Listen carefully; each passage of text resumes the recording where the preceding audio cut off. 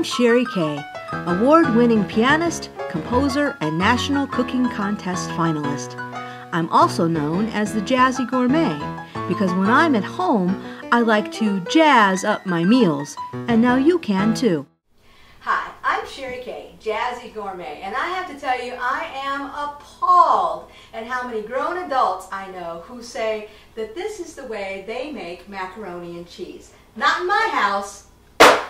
Today we're going to make the Jazzy Gourmet version of macaroni and cheese. It's actually called cheesy rotini with smoked sausage, cabbage, and apples. So here we go. First of all, we're going to start out with some shredded cabbage. Now, if you don't want to take the time to shred cabbage, I know that I don't.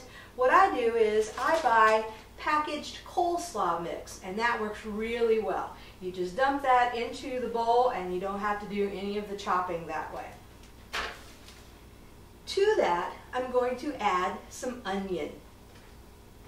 I'm going to dice up this onion, but before I do, I have to put on my armed gear here.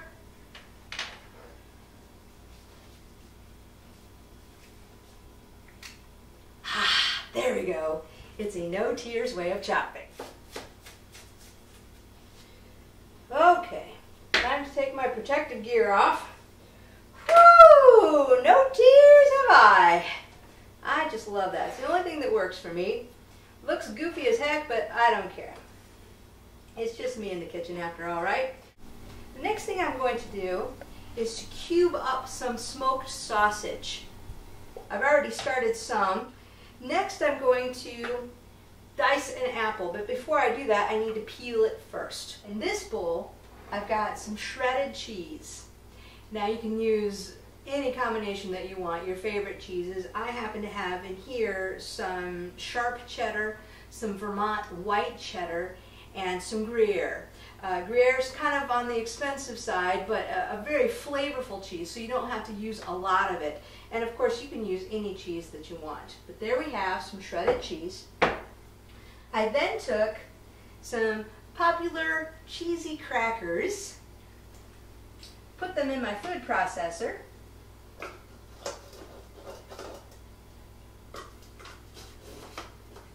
and crunched them up a bit. Woo! Watch out for flying crumbs. I believe, oops, one more thing. We're going to butter our casserole dish. I have my casserole dish here, and the recipe calls for buttering the insides of the dish. Now here's a quick tip about that. Whenever a recipe calls for buttering a dish, and you don't have a butter wrapper handy, here's a way that you can have some butter wrappers handy. In times when I'm using butter in a recipe, I take the wrapper from the butter that I've used, I fold it up, and I put it into a baggie, and then I put that baggie into the freezer. Doesn't take up a whole lot of space in your freezer, and that way you've always got butter handy for when you want to butter a dish. So I take my butter wrapper and butter the insides of this casserole dish. It's going to keep things from sticking, but also it's going to give it a really nice flavor too. Okay, I think we're ready to move to the stove. Here we have a hot pan that's on medium-high heat. I'm going to add about a tablespoon of olive oil to that. To that, I'm going to add my cabbage and onion mixture.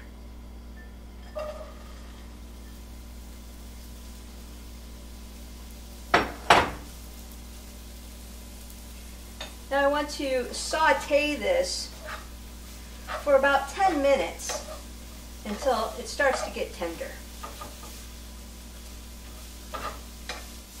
Next, I add the smoked sausage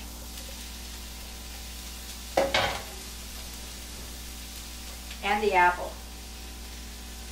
And I cook a few minutes more until the apple is tender. You don't have to worry about cooking the sausage because it's already pre-cooked.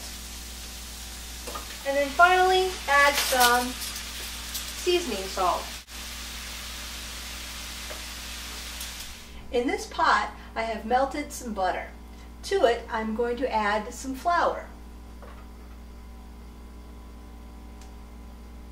And I'm going to whisk this up. I'm going to continue whisking for about 3 minutes. Next, I'm going to add some milk.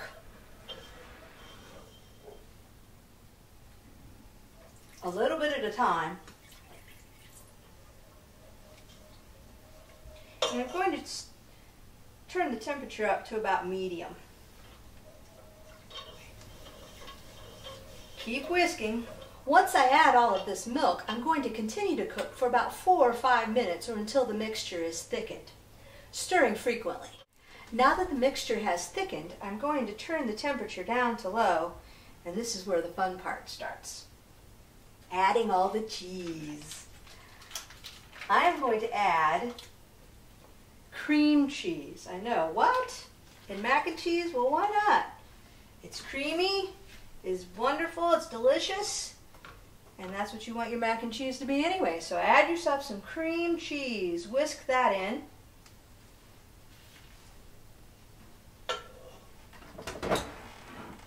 My shredded cheese. Woo, boy. And a little bit of some salt. You don't need a lot of salt, about a 1/4 teaspoon, and some white pepper. Ooh, boy. Continue to whisk that until all of your cheeses are melted. So this is where everything comes to fruition. We've got our sauce that we've made, oh, so cheesy and golden and yummy looking. We're going to add to that our cabbage apple sausage mixture, which, might I add, makes a good supper all on its own if you don't want to put it in mac and cheese. Okay, got that. And then over here, I've got some cooked pasta.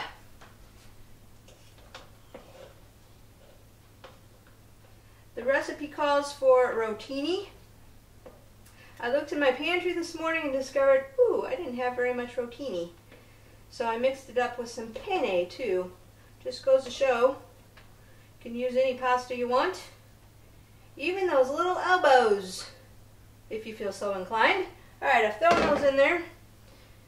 I'm going to mix all of that up into its creamy, cheesy, vegetable-y, sweet apple-y goodness. And then I'm going to put it in that buttered dish. I melted some butter, I added them to the crackers, and we have ourselves a nice topping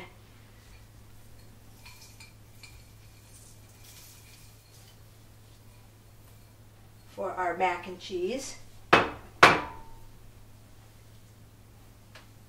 Spread it out a little bit so that everybody gets a chance to have that crunchy topping. Now, I'm going to stick this in a 350-degree oven for about 30 minutes until it's nice and golden brown on the top. Here we are with our cheesy rotini with cabbage, smoked sausage, and apples. Looks ready to be plated up. Mmm, mmm, mmm, mmm, mmm, mmm.